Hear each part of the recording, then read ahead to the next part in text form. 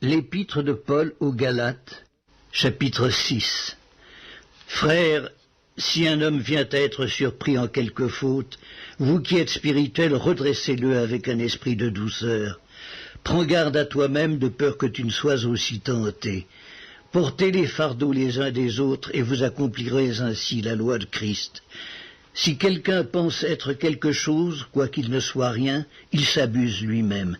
Que chacun examine ses propres œuvres, et alors il aura sujet de se glorifier pour lui seul, et non par rapport à autrui, car chacun portera son propre fardeau. Que celui à qui l'on enseigne la parole fasse part de tous ses biens à celui qui l'enseigne. Ne vous y trompez pas, on ne se moque pas de Dieu. Ce qu'un homme aura semé, il le moissonnera aussi.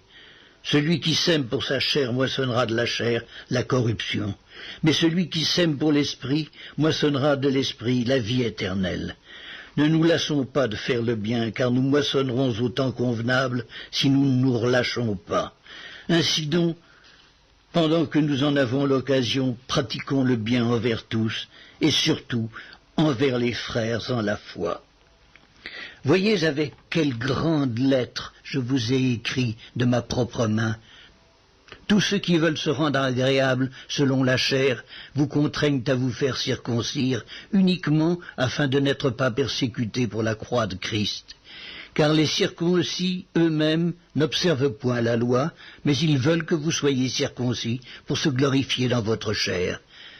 Pour ce qui me concerne, loin de moi la pensée de me glorifier d'autre chose que de la croix de notre Seigneur Jésus-Christ, par qui le monde est crucifié pour moi, comme je le suis pour le monde.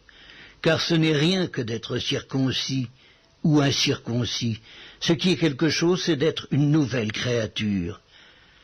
Paix et miséricorde sur tous ceux qui suivront cette règle et sur l'Israël de Dieu. Que personne désormais ne me fasse de la peine, car je porte sur mon corps les marques de Jésus. Frères, que la grâce de notre Seigneur Jésus-Christ soit avec votre esprit. Amen.